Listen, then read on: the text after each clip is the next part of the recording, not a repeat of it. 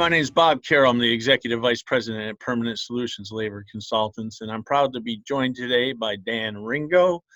But before we get going, remember, like our videos, support our videos. We really enjoy the support. But welcome to the show, Dan. Hey, good morning, Bob. How are you? I'm doing amazing. Sitting here in my basement during our quarantine. Right. Likewise. Yeah. So I wanted Dan on the show because, Dan, you got some experience behind you with labor unions in the private sector, public sector, and the trades unions. And a lot of people don't understand the difference, and you do. So give me the quick 30-second rundown on your experience and your background and why I wanted you on the show. Well, I believe, we hit it off very quickly, but I've experienced with unions from being a steward. First of all, being a skilled tradesman, a master tradesman, a union steward, as well as a business representative. And from business representative, I was also a executive director of a statewide local union of over 20,000 members. And I helped merge two financially struggling unions into one union and created a new division under a new umbrella. And I served on all the pension funds and boards during my time before moving on and working in executive management on the opposite side of the table, and then eventually starting a company where I had to then bargain with labor unions as an owner. So I've run the gamut from employee, frontline employee, to union representative, to executive manager, to owning a company, negotiating with unions, and particularly unions that I've represented at one time. So let's start with the trade unions, because the trade unions is a total different animal than, say, the private sector unions and even the public unions. What can you say the biggest difference is? If I was an employee and I was thinking of joining a trade union, what would you give them pause to think about? What I would give them pause to think about was, number one is the, wow, that's a great question. I would say the number one thing I would give pause to would be their ability to maneuver and their ability to take control of their own career and to have upward mobility in a way in which they may feel typically you have control over as an employee or as a professional, especially in the skilled trades where you consider yourself to own your skill set and you want to be able to take that skill set as in ancient times to move freely about that. Unions tend to restrict that and your ability to do so.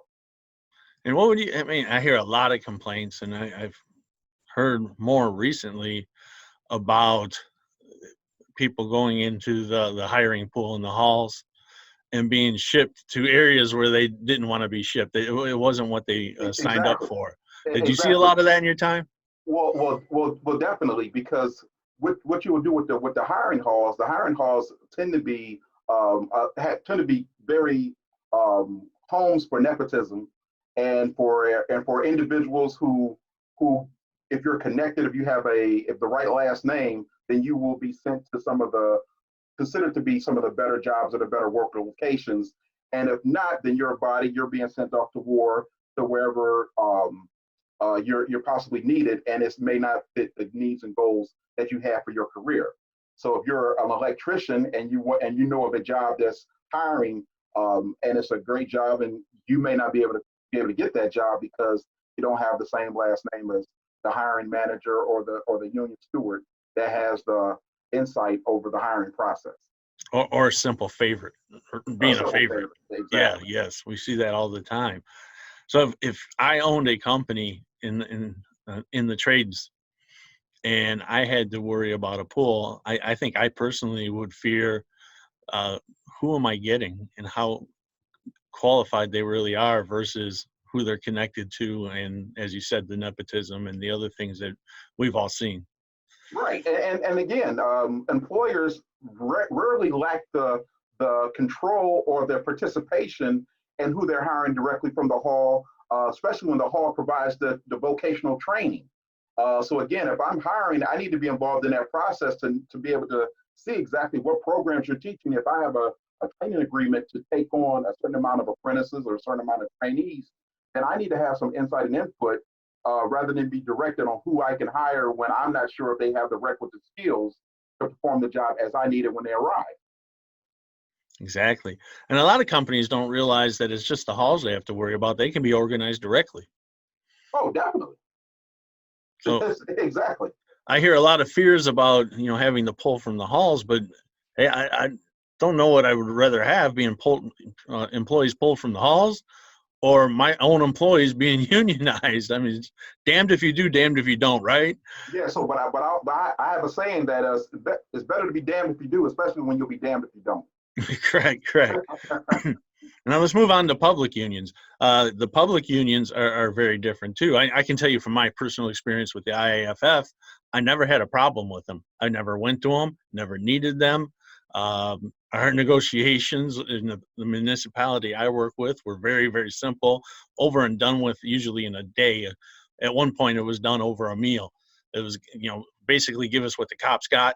We're done. Let's have a steak, Right. What do you see in the difference between the municipal unions versus the private unions? Well, what I'll say is that private sector unions tend to be a little more politically and business savvy.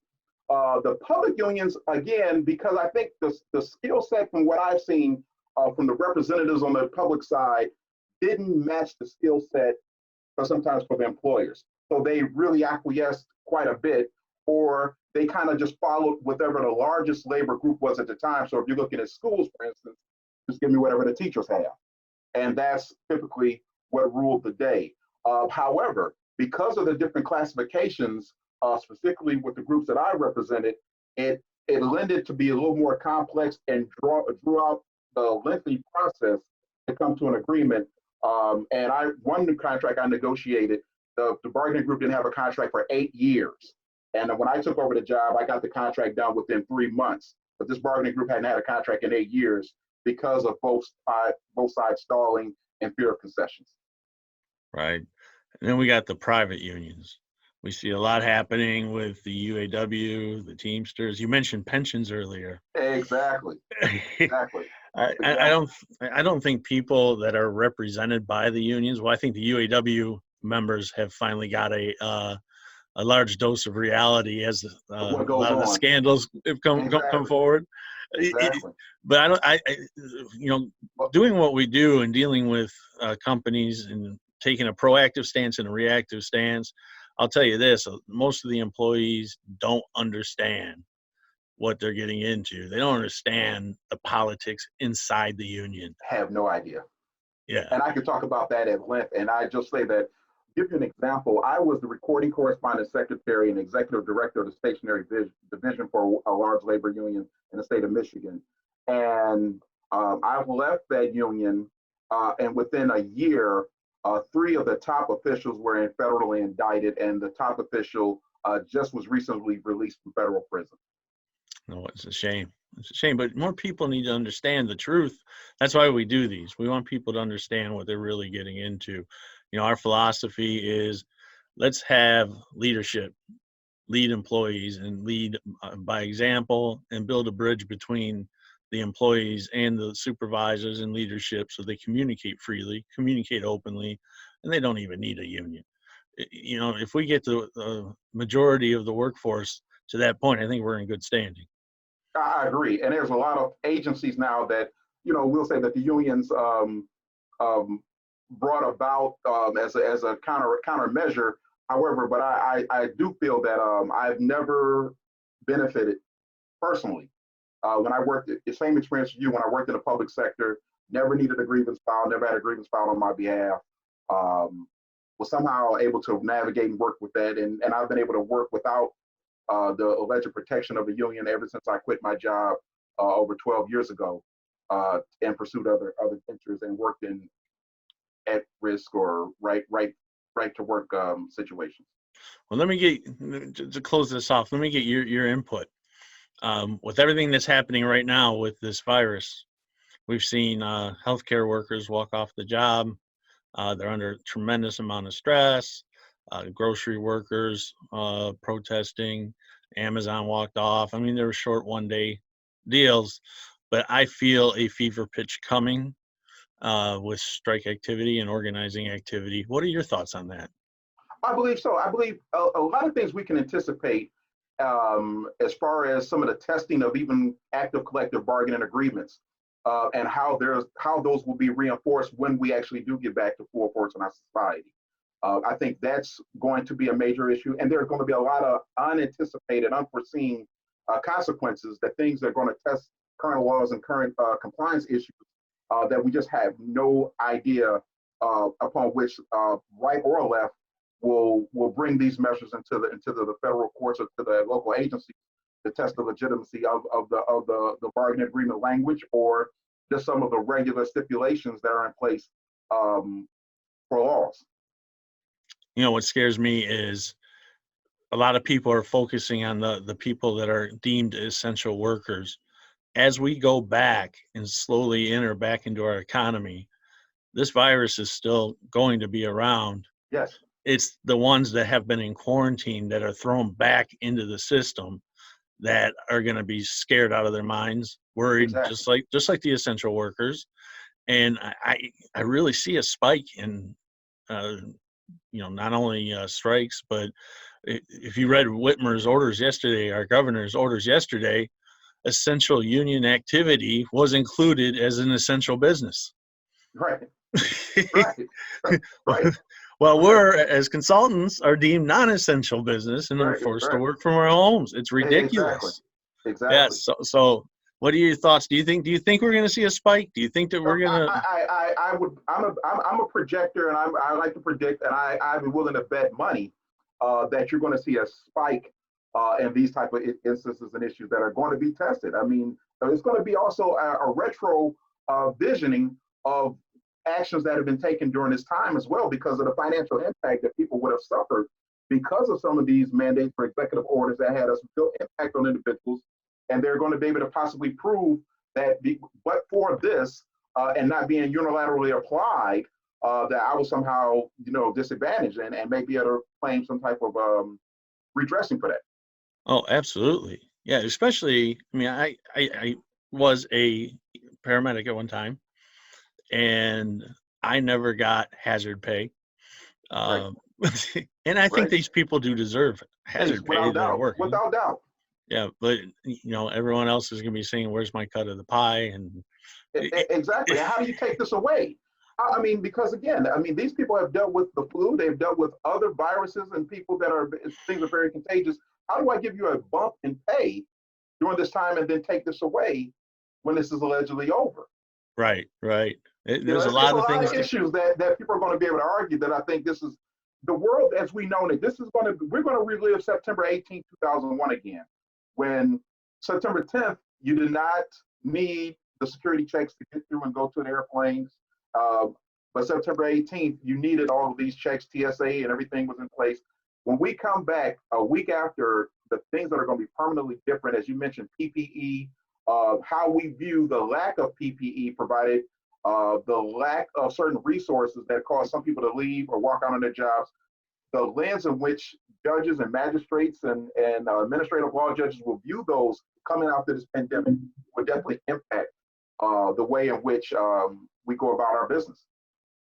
I agree. I think we're in for, and I'm going to close it down because we're running out of time here, but I agree with everything you said, and it's great to hear somebody with similar thoughts. I hope people are paying attention to this, especially people that are running businesses as we reemerge into society, because there's a lot to worry about above and beyond just getting your business back open. I mean, let's face it, if they do get unionized right off the bat, there's 20 to 35% increased cost of doing business on top of what they've suffered already. Exactly. So I'm highly recommending to anybody that's watching this that they look at proactive training for their supervisors, their managers, even the owners on how to deal with this, because it's a brave new world out there. And, people like you and I know exactly how to navigate these muddy waters. But, a lot of times I think pride is going to get in the way. It's an investment that will definitely show a return on that investment. I agree, absolutely. Training your managers and how they engage with their workforce as well as deal with labor, but primarily the avoidance of it is basically investing in your management staff will definitely avoid that 30% markup that you can definitely add from having to deal with unions or Yeah. having an organized labor force. Yeah, and it's basic communication. I mean, it's Exactly. communication with empathy. It's something that most people that run a business don't quite understand. Exactly. We understand, you guys like you and me and people that work for our company. We understand empathy, but not just empathy, strategic empathy and emotional intelligence. Emotional intelligence, exactly. Yes. I think that's it. Yeah, I mean that's our weapon to get us back in the best position Exactly. that we can get businesses in. Dan, I want to thank you for taking your time this morning. Oh, my pleasure. Thank you, Bob. I really had a great time. Thank you. Have me back anytime. I'm more than willing. Yes, and I can't wait to get back to shaking hands. I don't care what anybody says. Exactly. There you go. coming from healthcare, I'll shake my hand. I'll shake hands still. Exactly. Exactly. All right, Dan. Thank you. All For right. everybody watching, thank you for joining us on Employee Relations Words of Wisdom, and we'll see you next week.